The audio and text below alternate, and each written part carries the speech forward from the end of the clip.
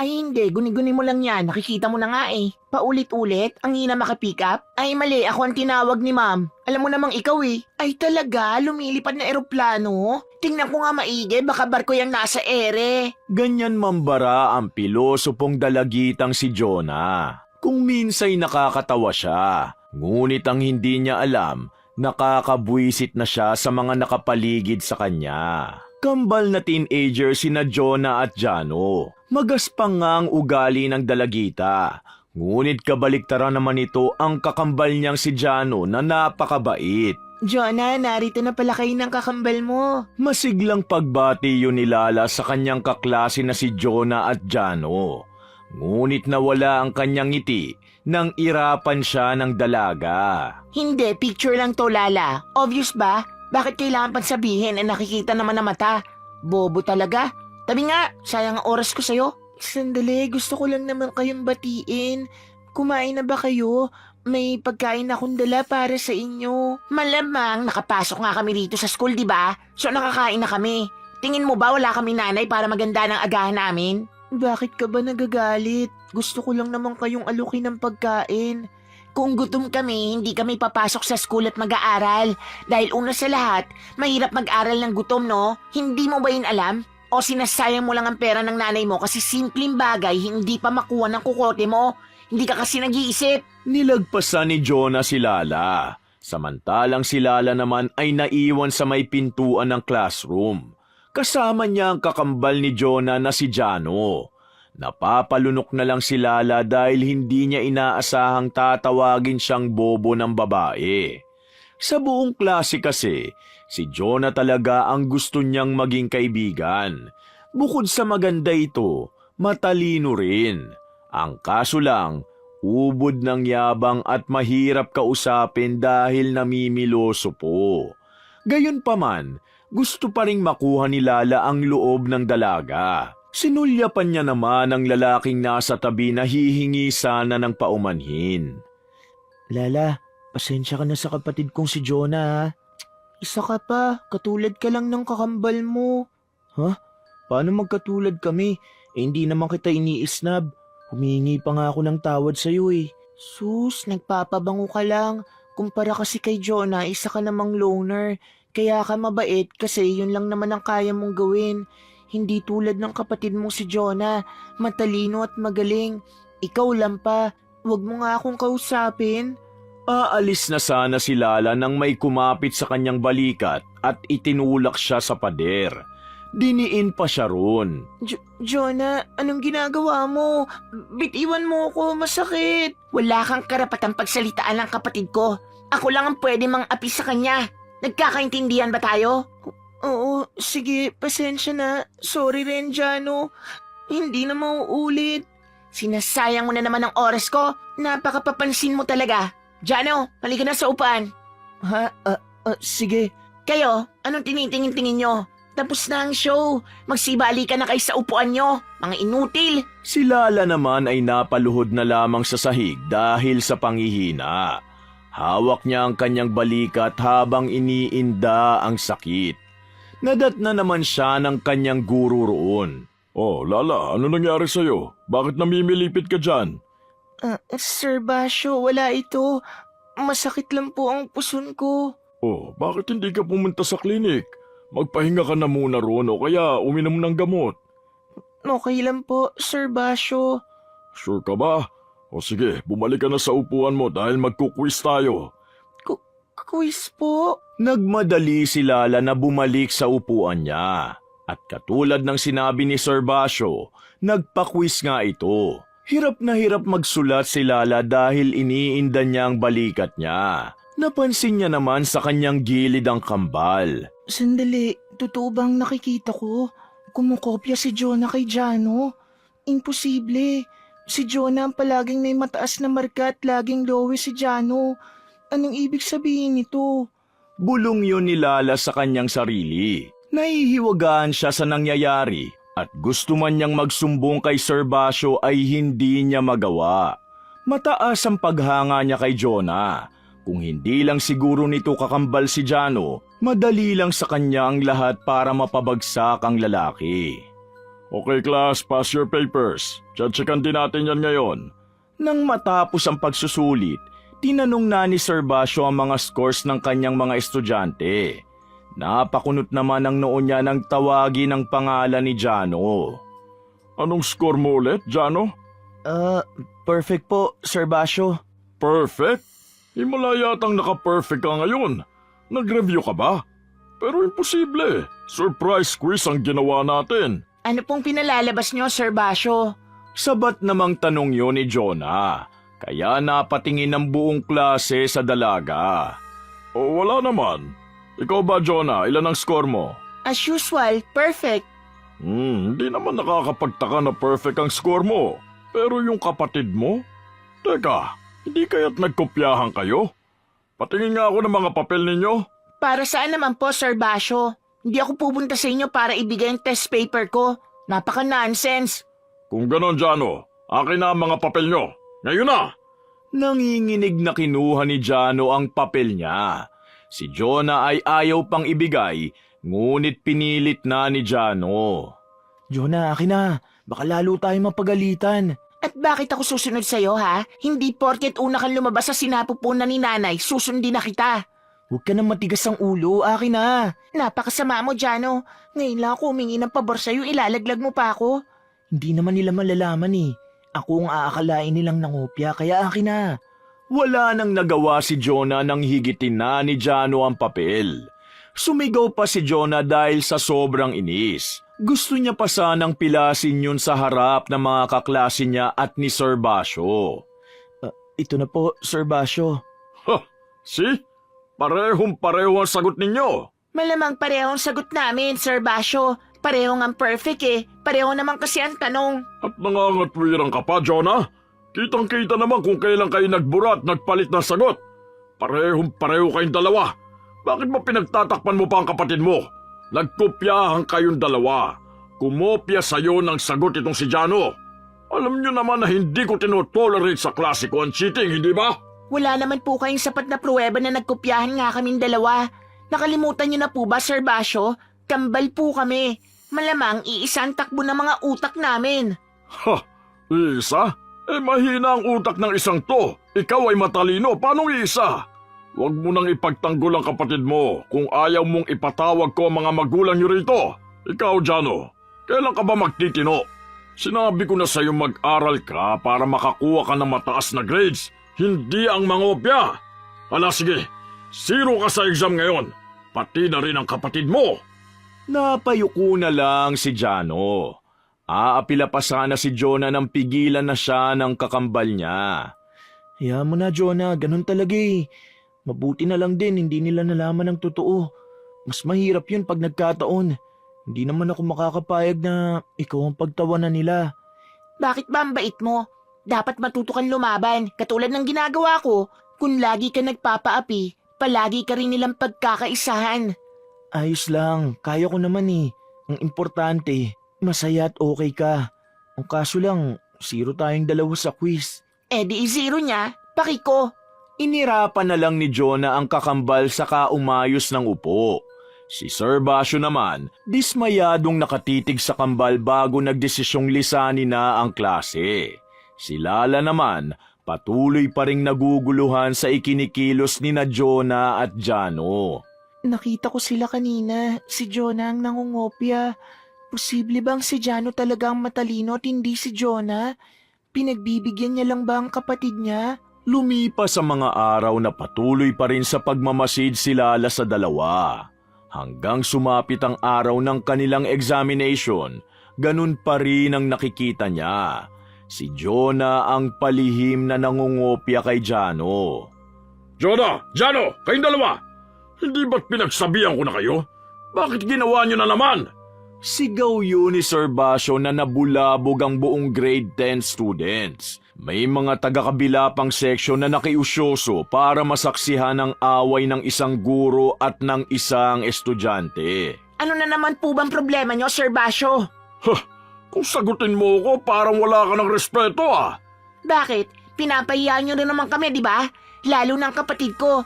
Pinag-iinitan niyo na naman. Anong pinag-iinitan? Gagawa-gawa kayo ng kasalanan tapos ayaw niyo mapagsabihan? Nagkopyahan na naman kayong dalawa! Paano nagkopyahan, Sir Basyo? Yan na naman po kayo eh. Jonah, tama na. Si Sir Basyo pa rin yan. Huwag mo na siyang sagot-sagutin. Anong wag? Eh, tinatanong niya tayo, di ba? Pinagbibintangan. Tumahimik ka na, Jonah! Paano niyo ipaliliwanag sa akin ang lahat ng test papers ninyong parehong-pareho ng sagot at kung saan kayo nagkamali? Ano? Magsalita ka! Sabi mo tumahimik ako, tapos ngayon naman magsalita? Ano ba talaga? Ang gulo-gulo niyo rin eh. Ba't pinipilosopo mo pa ako, ha? Hindi porket matalino ka eh. Sasagot-sagutin mo na lang ako basta, Jonah! Teacher niyo pa rin ako! Eh, teacher ka pala eh. Bakit hindi ka ganun katalino? Common sense naman nakambal kami. Malamang pareho kami ng pag-iisip. Bakit hindi nyo maintindihan yon? Ang fraternal twins nagkakaroon ng biological synchrony. May mga pag-aaral na kahit hindi magkapareho ng DNA, may similar brainwave patterns lalo na kung sabay lumaki. Kaya kung pareho kami nagsagot ni Jano, hindi dahil nangopya siya. Ang tawag doon, telepathic connection. Napahalakak naman si Sir Basyo. Naglakad siya papalapit kay Jonah at dinuro-duro. Kakaiba kang bata ka! Dinaan mo pa ako sa mga scientific explanations mo para i-justify ang pagkokopyahan ninyo? Bakit? Kasalanan ko ba kung mas mabilis ako sa'yo mag-isip? Kung mas matalino ako sa'yo? At saka paano kita re-respetuhin? Ang respeto, ibinibigay lang sa karapat-dapat, hindi lang sa basta matanda sa'yo. Nakatanggap ng malakas na sampal si Jonah mula kay Sir Basyo. Hindi yun inaasahan ng lahat, lalo na ni Jano. Sir Basyo, wala po kayong karapatang saktan ng kapatid ko. Isa ka pa! Nagbabait-baitan pero may tinatagong sungay. Sige, dahil sinusubukan niyo ang pasensya ko, ipatatawag ko ang magulang ninyo. Dalhin ninyo ang nanay niyo rito at mag-uusap kami. Galit na lumabas si Sir Basyo sa classroom habang sina Jonah at Jano ay pinagtitinginan ng mga kaklase nila. Kasalanan mo to, Jano eh. Bakit ako?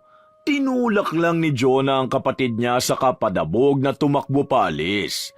Samantala, si Jano naman ay napabuntong hininga na lamang at napakamot ng kanyang batok. Pabalik na siya ng upuan niya nang lapitan siya ni Lala. Kasalanan mo pa rin? Ikaw na nga tong pinagtatanggol ang kapatid mong sinungaling. Anong sinasabi mo? Tama naman ako, di ba? Sinungaling siya. Ikaw naman talagang matalino sa inyong dalawa. Pero nagtatago ka sa likod ng anino niya. Bumigat ang paghinga ni Jano at sinulya pa ng mga kaklase para siguruhin kung may nakaririnig ba. Mabilis niyang hinawakan ang braso ni Lala para hilahin ito palabas ng classroom. Dumiretso sila sa rooftop at doon nag-usap. Anong nalalaman mo, ha? Lala?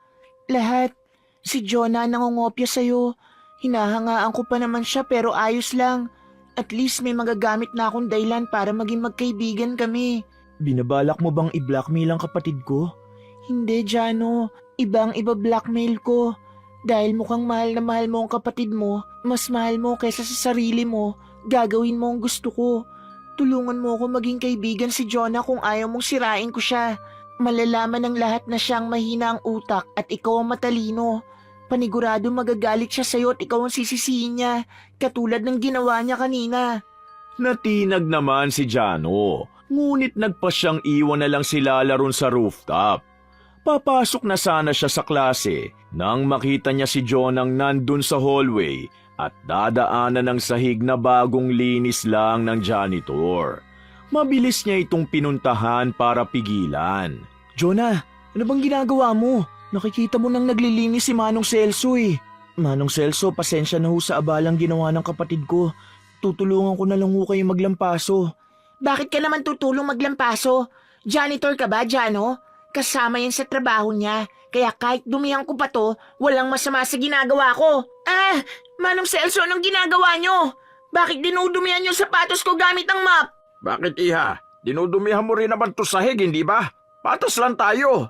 Ang trabaho niyo po ay maglinis, hindi magdumi. Pati medyas ko basa. Ano bang klase kayo? Isusumbong ko kayo sa principal para mapatalsi kayo rito. Hindi niyo inaayos ang paglilinis niyo. Nililinis ko nga. Kaya nga inaalis ko ang duming katulad mo. Alis! Shoo! Chupi! Napakalaking kalat! Dapat itong itapon sa basura! Ah, napakasama ng ugali mo.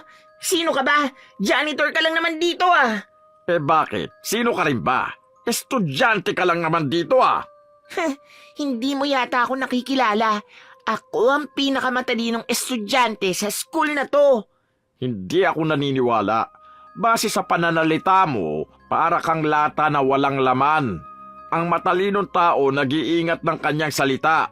Ikaw puro pamimiloso po, pampabara, pagsagot ng pabalang, pampabastos, yun ang alam mo. Hindi mo ba alam na sinusumpa ang mga taong may matatabilang dila? Sumpa? Ano namang scientific explanation nun, ha? Siyempre, hindi mo maipapaliwanag kasi janitor ka lang. Para sabihin ko sa'yo, hindi ako naniniwala sa mga walang basehang paniniwala ng mga tao, no? Sumpa. Walang ganon. Totoo ang sumpa. Makapangyarihan ng mga salita. Kaya mag-ingat ka. Dahil baka mga salita mo ang magpahamak sa'yo. Uso pa naman ngayon ang kulam. Napakunot ang noo ni Jonah. Magsasalita pa sana nang pigilan na siya ng kanyang kapatid. Nang lingunin niya muli si Mang Celso, naglaho na ito na parang bula. Naiwan na lamang ang mga putik sa sahig na matyagang nilinis ni Jano. Ano bang ginagawa mo, Jano? Bitiwan mo nga yan. Pinagtitinginan na tayo ng mga tao, oh. Bakit ka ba naglilinis? Pangarap mo na bang maging janitor ngayon? Kung hindi ka lang sana nagkalat ng dumi, hindi ko kailangan maglinis, Jonah. Makinig ka naman sa akin. Magbago ka na. Dahil baka dumating ang araw, mapagod ako sa paglilinis ng mga duming ginagawa mo. Sandali, isinusumbat mo ba sa akin ang pagiging mabait mo? For your information, wala akong utang na loob sa'yo kasi isang beses lang akong humingi sa'yo. Ikaw tong nagkukusa. Kaya wag mo akong pagsalitaan ng ganyan ah. Ipinagtatanggol pa naman kita kay Sir Basyo, pero ganyan pala ang tingin mo sa akin? Mabuti pa, magkanya-kanya na lang tayo. Padabog na umalis si Jonah. Hinabol pa siya ng tanong ni Jano kung saan pupunta, ngunit hindi na ito sumagot o lumingon man lang. Napabuntong hininga na lang si Jano at napahawak sa batok. Nagdesisyon siyang sundan na lamang sa pag-uwi si Jonah dahil baka kung mapano pa ito. Oh, bakit naman ganyan ang mga mukha nyo, Jano? Nag-away ba kayong dalawa? Parang hindi kayo nagkikibuan. Pagbati yun ni Nanay Minda sa kanyang mga anak. Bakit? Kailangan po ba na palagi kami masayang umuwi? Hindi naman sa ganon, Jonah. Hindi lang ako sanay na para kayong magkagalit. Jano, may nangyari ba? Palagi naman may nangyayari. Ano bang bago? Sisimula ka na naman, Jonah eh. Kahit ang nanay natin pinipilosopo mo na. Akala mo ba'y kinakakul mo yung pagiging pilosopo? Nakakainis kang kausap. Bakit? Masaya ka bang kausap? Kung naiinis ka sa akin, sana hindi mo ko kinakausap. Napakadali lang namang gawin nun. Bakit ba ang bobobo ng mga tao sa paligid ko? Parang hindi nag-iisip. Tapos sisisihin niyo ako kung pinipilosopo ko kayo? Eh obvious na nga, tinatanong pa. Kaibyerna. Anak, sobra na yung sinasabi mo. Masyado ka nang mapagmataas. Kinukumusta ko lang naman kayo. At makinig ka sa kapatid mo dahil kuya mo pa rin siya. Kahit kambal kayo, siya pa rin ang nauna sa'yo. Galangin mo naman kahit papano. Bakit ko gagalangin ng isang taong ipapahamak ako? Ha? Anong ibig mong sabihin, anak? Napagalitan kami dahil sa kanya. Ano? Jano, totoo ba yun? Ako naman palagi eh. Kahit ikaw may kasalanan, ako ang lagi mo sinisisi. Ako ang palaging sumasalo ng mga pagkakamali mo. Ngayon, ako na naman ang dahilan kung bakit ipapatawag si Nanay Minda sa school. Ano ka mo? Pinapatawag ako sa school nyo? Bakit daw? Ano ba talaga nangyari? Nagalit po kasi si Sir Basyo. Pinag-iinalaan niya kami nagkokopyahan. Hindi sana lalala ang lahat ng to eh, kung hindi sinagot-sagot ni Jonah ang teacher namin. Hindi na makontrol ang bibig niya, Nay. Kahit ang school janitor namin, hinahamak niya na. Wow, kinarir mo na talaga ang pagiging sumbongero, no? Nang lalaglag ka na talaga, Jano? Kapatid ba ba ang turing mo sa akin? Bakit? Ikaw rin naman na nagsabi kanina magkanya-kanya na lang tayo, di ba? Ngayon nagagalit ka. Magsitigil nga kayong dalawa. Gusto niyo ba bigyan ko pa kayo ng tigi-isang kutsilyo para magpataya na kayo? Sa harap ko pa talaga kayo nag-aaway? Jano, ikaw ang panganay. Matuto ka magpakumbaba. Paano ka gagayahin ng kapatid mo kung ganyan ka? At ikaw naman, Jonah, saan mo ba natututunan ng pagsagot-sagot ng walang katuturan? Bakit ko naman sasabihin? Di natuto kayo. Diyan na nga kayong lahat. Tutal, wala naman nakakaintindi sa akin. Palagi na lang ako masama. Padabog na umalis si Jonah. Si Nanay Minda naman at Jano ay nagkatinginan. Ano ba talagang nangyari, Jano? Magpaliwanag ka. Ayoko magmukhang tanga pag pumunta ako sa school ninyo. Magsabi ka na. Ang totoo po kasi niyan ay pinapakopya ko po kasi si Jonah. Nakalata si Sir Basyo kasi mataas din ang scores ko. Bakit daw parehong-pareho kami ng sagot ni Jonah? Nung mga nakaraan kasi, sinasadya akong maliin ang sagot ko kapag nakakopya na siya sa akin. Alam niyo naman pong ayoko ng atensyon. Gusto ko si Jonah nakikita ng lahat. Pero nitong mga nakaraang araw, sumusobra na ang paglaki ng ulo niya eh. Naiintindihan ko. Kaya pala nagtataka ako nun kung bakit mabababa ang nakukuha mong marka eh. Alam ko naman ang tunay mong kapasidad. Iniisip ko na lang na baka hindi mo nagugustuhan mag-aral o kaya naman tinatamad ka lang. Mali ho ba ako ng ginagawa, Nay? Bakit pakiramdam ko lalong tumitigas ang ulo ni Jonah? Hindi ko rin alam, anak. Hayaan mo, susubukan ko siyang kausapin. Huwag ka mag-alala dahil bukas na bukas din, pupunta ako sa school niyo para humingi ng tawad sa guro at janitor na binastos niya. Pumasok ka na sa kwarto mo at magpahinga. Ipaghahanda ko kayo ng merienda. Salamat po, Nay. Kinabukasan nga ay bumisita si Nanay Minda sa eskwelahan para kausapin si Sir Basyo.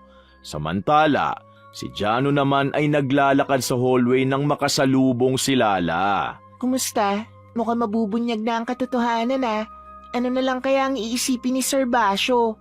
Pwede ba, Lala? Bakit mo ba ginagawa to? Bakit ba gusto mo maging kaibigan ng kapatid ko? Simple lang, para mabilis ko siyang masira. Kaya kung ako sa'yo, tulungan mo na ako. Hindi ba't wala rin naman akong pagpipilian dyan? Parehong ikasisira ng kapatid ko yan. Kaya hindi ako makikipagtulungan sa'yo. Masyado ka naman nagpapakabayani. Hindi ka naman ma-appreciate ng kapatid mo. Who knows? Baka gusto ko na nga niyang mawala. Isa ka lang malaking abala sa kanya, Jano.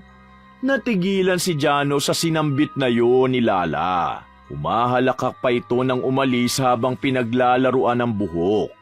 Napabuntong hininga si Jano at pinili na lamang na tumambay sa garden para magpalamig. Nakita niya sa hindi kalayuan si Nanay Minda at si Jonah. Pinuntahan niya naman yun at saka nagpaalam sa kanyang ina. Sa bahay na lang daw sila mag-uusap-usap. San ka naman ang galing, Jano? Tinakasa mo pa talaga kami ha? Hinayaan mo ko rin sa office na ako lang ang mapagalitan. Ikaw nga to may kasalanan. Oh, bakit hindi ka magsalita? Napipipi ka na ba? Ayoko magsalita dahil babarahin mo lang din naman ako eh. At isa pa, alam natin pareho kung sino ba talaga ang may kasalanan, Jonah. Sabihin mo na lang kasi kung ayaw mo na ako rito. Natawa naman si Jonah na siyang ikinainis ni Jano. Tinalikuran ni Jano ang kapatid at buong araw na hindi pinansin. Hoy, Jano! Saan ka pupunta? Akala mo ba hindi ko mapagtatanto kung bakit gusto mo akong tumino? Concerned ka kay Lala. Gusto mong tanggapin ko siya bilang kaibigan ko. Bakit? May gusto ka ba sa kanya? Pinopormahan mo na ba ang bobong yon? Pwede ba tumigil ka na, Jonah? Hindi ko na nagugustuhan ng mga sinasabi mo. Nagsisimula ka na naman eh. Pagod na ako maglinis ng kalat mo. Ayoko na! Ayoko na talaga! Padabog na kinuha ni Jano ang bag niya at saka umalis. Tinawag pa siya ni Jonah, ngunit hindi na ito lumingon pa. Parang maliit na bagay lang eh. Ano ba nakita niya sa Lala na yon?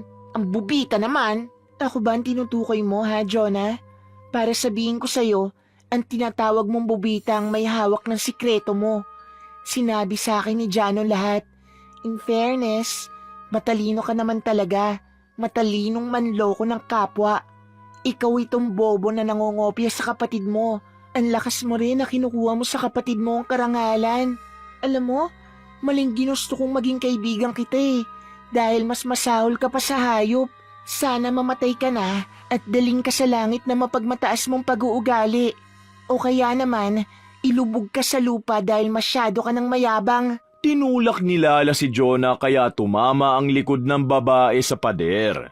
Iniinda tuloy ni Jonah ang likod niya hanggang sa makauwi. Oh, Jonah, bakit mag-isa ka lang? Nasaan ang kapatid mo? Si Jano po? Wala pa siya?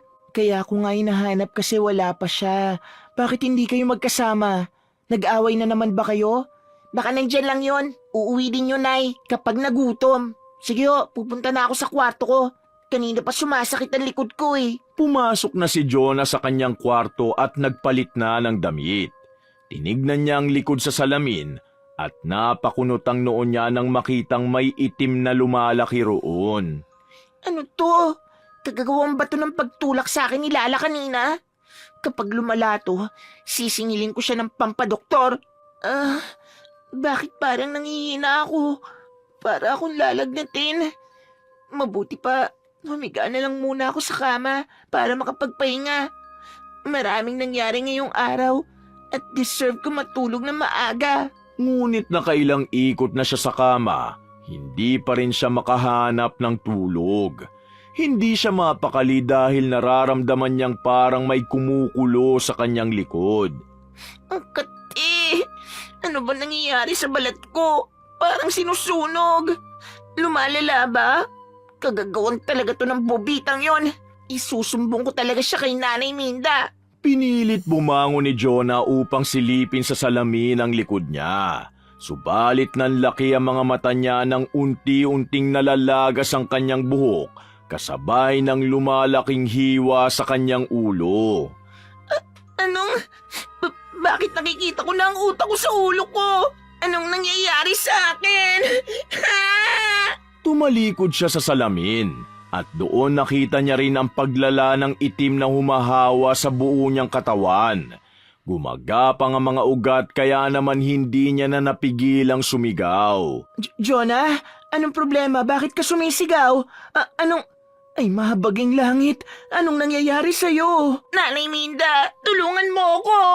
Pumalahaw ng iyak si Jonah at si Nanay Minda naman ay hindi mawari ang gagawin. Mabilis niyang dinala si Jonah sa albularyo at doon napagtanto nila na may kumukulam kay Jonah. Sinong gagawa nito sa anak ko? Sumagot ang albularyo na marami. Marami raw ang may galit kay Jonah dahil sa ugali nito. At hindi na raw nakapagtataka kung unti-unting lumalabas ang utak sa ulo ni Jonah dahil ito naman daw ang pinagmamayabang ng dalaga. Kung ganun, anong dapat naming gawin? Lahat gagawin ko para gumaling lang ang anak ko. Tingnan mo ang itsura niya. Hindi ka ba naaawa? Tumawa lang ang albularyo. At sinabing yun daw ang parusa ng mga bibig na mapanghamak sa kapwa. Ang pagiging mayabang na akala ay alam na ang lahat. Kailangan daw humingi ng tawad ni Jonah sa mga nagawa nito ng masama. Ano? Humingi ng tawad ng ganitong itsura ko? Hindi ako magpapakita sa kanila dahil paniguradong pagtatawanan lang ako. Lalo na yung Lala na yon. Siya ang gumawa nito sa akin. Wala ka bang paraan para ma-counter ang ginagawa niya? Kasi kung wala, ano pa bang ginagawa namin dito? Wala ka rin naman palang kwenta kung makapagsalita ka. Jonah, sumusobra ka na. Hindi mo ba nakikita ang sitwasyon mo? Nangangailangan ka ng tulong pero nagagawa mo pa rin magsalita ng ganyan sa kapwa mo. Kailan ka ba matututo, anak? Sumingit naman ang albularyo at nagsalita. Kapwa natigilan si Jonah at ang kanyang Nanay Minda dahil higit daw sa lahat, dapat humingi ng tawad si Jonah sa kakambal nitong si Jano.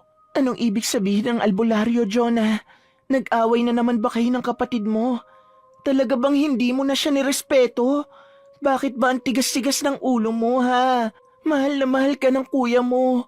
Lagi ka niyang pinoprotektahan. Nung maliliit pa kayo, munti ka nang mamatay.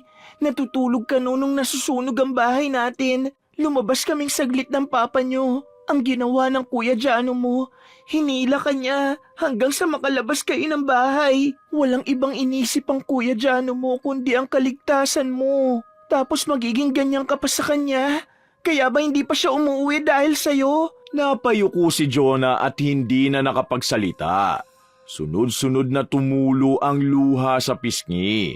Nagulat naman si Nanay Minda at napasigaw nang biglang tumakbo si Jonah paalis. Jonah, saan ka pupunta? Bumalik ka rito!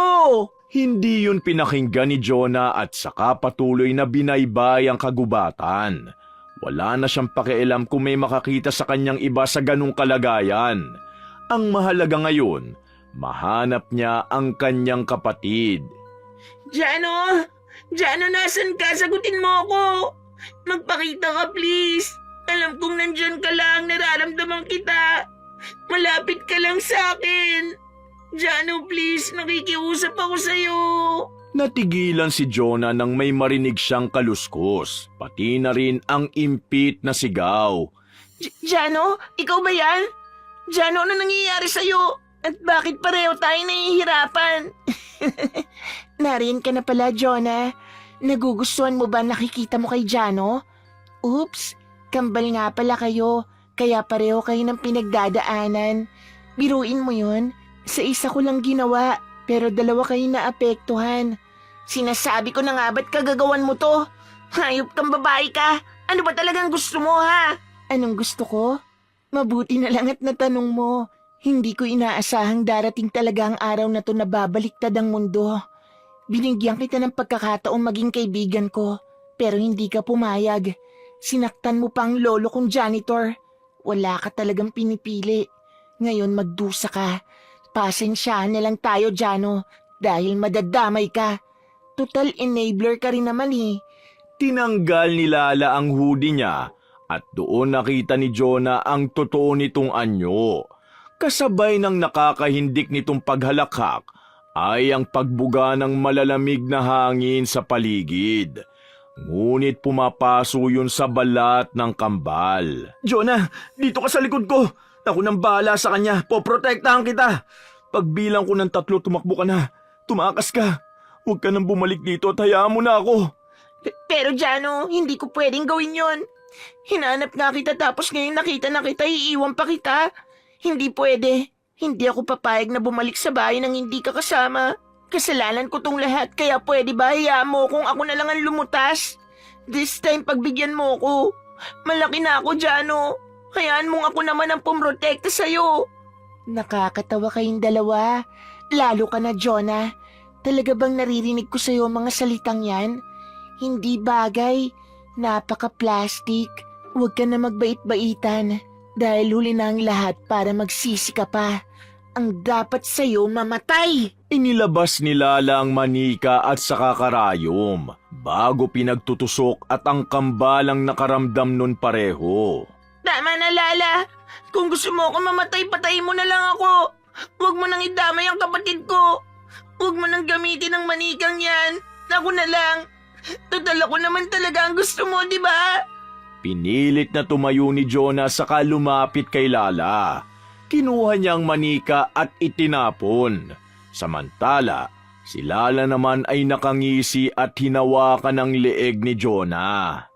Tama ka. Ikaw talagang pakay ko. Ilang beses mo na akong dinadaig. Yun pala, hindi ka talaga matalino. Ginagamit mo lang ang kapatid mo para umangat ka. At hindi lang yun ang ikinagagalit ko sa'yo. Natatandaan mo ba dati nung nagugutom ako at humingi ako sa'yo ng pagkain? Sabi mo sa akin sandali lang at nung bumalik ka, binigyan mo ko ng pagkain naka-plastic. Matapos ko yung kainin, pinagtawanan mo ko at sinabi mo na pagkain pala yun ng aso. Naduwal ako, nagkasakit ako noon at naospital. Muntik na akong mamatay. Mabuti na lang nakaligtas ako. At dahil doon, sinabi ko sa sarili ko na gagantihan kita. Gagawa ako ng paraan para mapatay ka rin. Hindi na nakapagsalita pa si Jonah nang higpitan palalo ni Lala ang pagkakasakal sa kanya. Unti-unti na siyang nauubusan ng hininga at tinanggap niya na lang ang sasapitin niya, kasabay ng pagsisisi sa lahat ng kanyang ginawa. Ngunit nagulat siya nang lumuwag ang pagkakahawak ni Lala sa kanyang leeg. Jonah, halika na. Tumakas na tayo. Ha? Anong ginawa mo kay Lala, Jano? Pinukpok ko siya nitong kahoy. Hindi ko alam kung napatay ko siya. Pero hindi ko hayaang saktan kanya. Halika na, umalis na tayo. Huwag Jano, huwag natin siyang iwan. Tulungan natin siya. Kasalanan ko ang lahat kaya nagkaganyan siya sa akin. Tulungan natin siya, hindi siya dapat mamatay. Sa paraang ito makabawi man lang ako sa kanya. Sana mapatawad niya ako. Sige, tulungan mo ko. Buhatin natin siya. Habang magkatulong ang kambal sa pagbubuhat kay Lala, sinabihan ni Jano ang kapatid na simula ngayon ay susunod na ito dapat sa mga matatanda at maging marespeto. At sisimulan nila ang pagbabagong yon sa paghingi ng tawad sa lahat ng nasakta ng dalaga. At tatawagin na rin siya nitong kuya simula ngayon. Napayuko naman si Jonah at unti-unting tumango. Opo, kuya. Simula ngayon, babaguhin ko na ang ugali ko at mananatiling mapagkumbaba. Sorry kung nasaktan din kita. Sisikapin kong hindi na maulit, Kuya Jano. Salamat at niligtas mo ulit ako. Siyempre naman, kapatid pa rin kita kahit pagbali-balik ta rin ang mundo.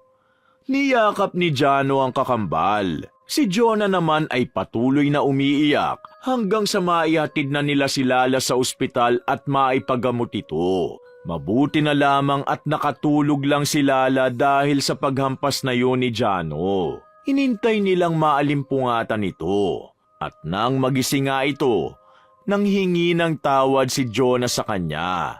Dahil doon ay tinanggap naman ito ni Lala at nagkapatawaran na ang dalawa. Humingi ng tulong ang kambal sa kanilang nanay Minda, kaya naman nailabas agad si Lala sa ospital. Nangako rin si Lala na tatapusin na ang sumpang ipinataw niya kay Jonah. Pag-uwi sa bahay ng kambal, yumakap siya sa kanyang nanay Minda. At sa bawat mabubuting salita na lumalabas sa bibig ni Jonah, unti-unti na ring bumabalik sa dati ang kanyang itsura. Kasabay ng sa kanyang kuya. Baon niya palagi ang mga pangaral sa kanya ni Jano. At kahit hindi talaga siya magaling sa academics, ipinasa pa rin siya ni Sir Basyo. Kaya ang kambal ay parehong nakapag-moving up at nakatungtong sa senior high school. Wakas!